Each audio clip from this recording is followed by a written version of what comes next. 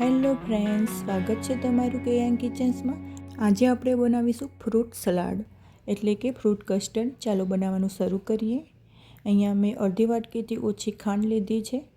હવે બીજા બાઉલમાં આપણે કસ્ટર્ડ બનાવીશું। મેં અહીંયા 3 ચમચી કસ્ટર્ડ પાવડર એડ કર્યો છે। હવે એમાં ઠંડુ દૂધ એડ કરીશું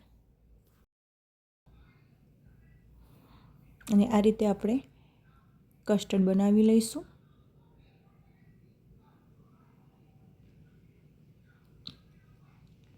હવે મેં અહીંયા ગેસની ફ્લેમ ઉપર એક કઢાઈ રાખી છે। એમાં થોડુંક પાણી એડ કર્યું છે જેથી આપણું દૂધ નીચે અડે નહીં। મેં અહીંયા 600 ગ્રામ જેવું દૂધ લીધું છે।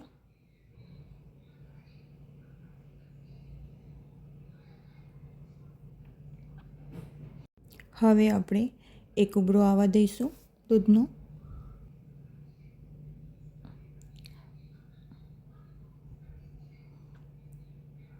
દૂધનો એક ઉભરો આવી જાય પછી આપણે ગેસની ફ્લેમ લો કરી દઈશું અને એમાં જે આપણે કસ્ટર્ડ બનાવ્યું હતું એ આ રીતે આપણે એડ કરીશું અને મિક્સ કરી લઈશું।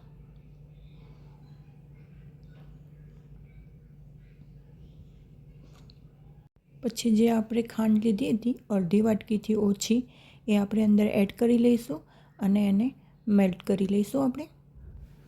પછી આપણે આ રીતે એને હલાવતા રહીશું। આ રીતે થોડું ઘટ થઈ જાય પછી આપણે એમાં અડધી ચમચી ઇલાયચી પાવડર એડ કરી લઈશું અને આ રીતે મિક્સ કરીને ગેસની ફ્લેમ બંધ કરી દઈશું અને જે ડ્રાય ફ્રૂટ છે એ આપણે એડ કરી લઈશું આ રીતે અને મિક્સ કરીને થોડી વાર ઠંડુ થવા દઈશું।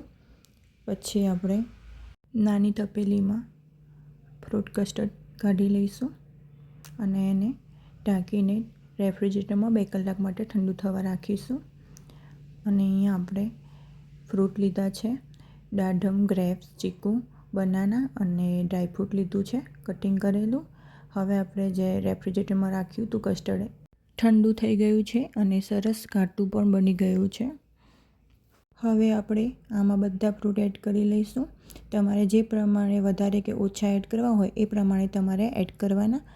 પછી આપણે આને મિક્સ કરી લઈશું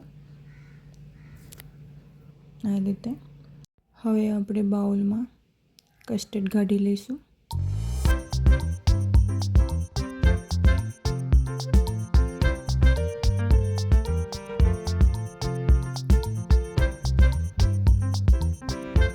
હવે આપણે ઉપરથી ડ્રાયફ્રૂટ ગાર્નિશ કરી લઈશું।